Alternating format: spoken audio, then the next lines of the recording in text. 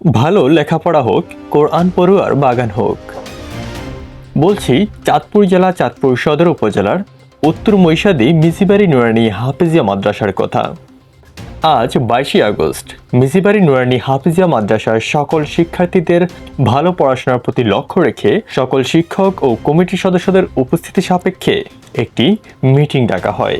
এ সময় বেশ কয়েকটি লক্ষ্য নির্ধারণ করা হয়, যার মধ্যে উল্লেখযোগ্য প্রতি মাসে অন্তত 60টি মাসআলা শিক্ষা দেওয়া, যা বছরে 720টি করে দাঁড়ায়। পড়া না পারা বা দুর্বল শিক্ষার্থীদের নিয়ে গবেষণা করা হয় এবং কেন ছাত্র বা ছাত্রীরা দুর্বল তার কারণ খুঁজে বের করা এবং সেই সম্পর্কে পদক্ষেপ নেওয়া হয়।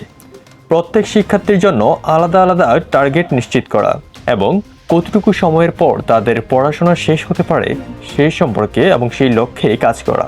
প্রত্যেক শিক্ষকের মাতৃত্ব, পিতৃত্ব, ভ্রাতৃত্ব ও বন্ধুত্বের মতো আচরণ নিশ্চিত করা।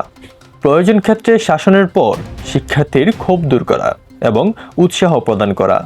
শাসনের চেয়ে ভালোবাসার প্রহসন গুরুত্বপূর্ণ, তাই চেষ্টা করতে হবে শাসন নয় বরং ভালোবেসে শিক্ষা দেওয়া। শিক্ষার্থীদের পড়াশোনায় সবচেয়ে দুর্বল ছাত্রকে সবচেয়ে বেশি গুরুত্ব প্রদানের চেষ্টা করতে হবে এবং পরামর্শ ও যুক্তি গেঁথে বাস্তবমুখর ঘটনায় শিক্ষা বা বোঝাতে হবে। প্রত্যেক শিক্ষার্থীর আমলের ক্ষেত্রে গুরুত্ব প্রদান করতে হবে, যেমন সাপ্তাহিক আমলে তারাবির নামাজ, জুমার নামাজ ইত্যাদি সম্পর্কে প্র্যাকটিক্যাল শিক্ষা দিতে হবে। শিক্ষার্থীদেরকে ঈমান শক্তিশালী সম্পর্কিত ঘটনা ও উদাহরণসহ বোঝানো। মনোযোগের জন্য বাধ্য না করা বরং নিজ থেকেই যেন উৎসাহী হয় সেই ব্যাপারে কাজ করা, যেমন গল্প আকারে উদাহরণ দেওয়া।